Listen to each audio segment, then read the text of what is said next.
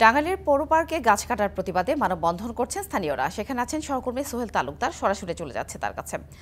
সোহেল, মানববন্ধনে কি বলছে স্থানীয়রা? সাথে আপনি জানেন যে টাঙ্গাইলের এই যে শহীদ স্মৃতি পৌর উদ্যান, এটি নানা কারণেই কিন্তু এই টাঙ্গাইলবাসীর যেমন এবং দেশবাসীর জন্য কিন্তু একটি গৌরবের একটি স্থান। এখানে যেমন বঙ্গবন্ধুর মোড়াল থেকে শুরু করে জাতীয় চার নেতার মোড়াল, এবং এটি মুক্তিযুদ্ধের কিন্তু একটি অন্যতম একটি স্থান হিসাবে বিবেচনা করা হয়। কারণ যেহেতু আপনি জানেন যে বঙ্গবন্ধুর কাছে যে বঙ্গবীর কাদের সিদ্দিকী অস্ত্র জমা দান করেন, সেই এই মাঠ এবং বিন্দুবাসিনী বালক উচ্চ বিদ্যালয় মাঠ, এইসব কারণেই কিন্তু এইটি একটি একেবারেই যদি বলি আমার দেশের স্বাধীনতার থেকে শুরু করে জন্মভূমির সৃষ্টির থেকে এটির একটি বড় অবদান রয়েছে। কিন্তু অত্যন্ত পরিতাপের বিষয় যে বর্তমান যিনি মেয়র রয়েছেন, এই মেয়র এবং টাঙ্গাইলের যে তিনি দায়িত্ব পাওয়ার পর থেকেই এই পৌর উদ্যানের গাছ কাটার জন্য, বা তার থেকে বড় কথা হচ্ছে যে গাছ হত্যা করার জন্য তার একটি কেন অন্যরকম মানসিকতা কাজ করে, এবং শতবর্ষী গাছগুলো তিনি কেটে কেটে উন্নয়নের নামে তিনি করছেন।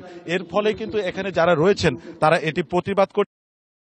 আর একটি গাছও যদি কাটা হয়, একটি গাছের ডালও যদি কাটা হয়, তাহলে তারা সেটি মেনে নেবেন না, এবং তারা নতুন করে এখানে তারা গাছ রোপণ করবেন, এবং সেই গাছেও যদি কোন রকম ক্ষতিগ্রস্ত হয় তার জন্য দায়ী থাকবেন মেয়র। আমরা কথা বলবো যে এখানে যারা আন্দোলন করছেন, বাংলাদেশ পরিবেশ আন্দোলন টাঙ্গাইল শাখা এবং সবুজ পৃথিবী, তাদের কর্ণধার অধ্যাপক এস এম সাইফুল্লাহ মাওলানা ভাসানীর তিনি অধ্যাপক, এবং আমরা জানতে চাইবো যে আপনারা যে এই যে কার্যক্রমটি করছেন কেন করছেন, আর এই পৌর শুধুমাত্র কি এই পৌর উদ্যান না, সারা টাঙ্গাইলে যে এবং টাঙ্গাইল পৌর এলাকায় যে গাছ কাটা উন্নয়নের নামে, মার্কেট তৈরির নামে যে গাছ কাটা হচ্ছে, তার প্রতিবাদে আপনারা কাজ করবেন।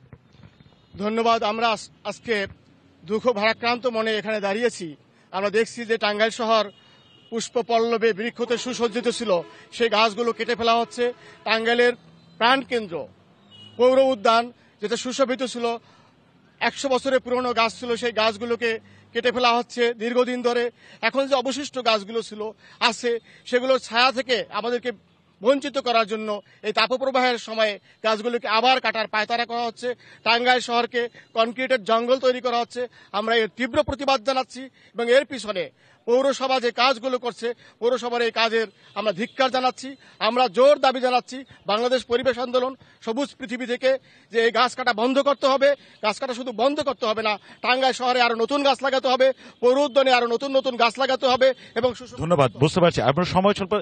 ওনারা যেটা বলছেন যে এই যে টাঙ্গাইল শহরে যে রয়েছে দেশীয় জাতের গাছ দিয়ে ভরিয়ে দিতে হবে, এবং যে এই আরবান যারা যেটি নগরায়ন যারা করছেন, নগরায়ন পরিকল্পনা যারা করেন, তাদের সাথে সমন্বিত থেকে গাছকে রক্ষা করে এবং নতুন নতুন সবুজায়ন করে এই নগরায়নকে সম্প্রসারিত করতে হবে, এটুকুই তাদের দাবি।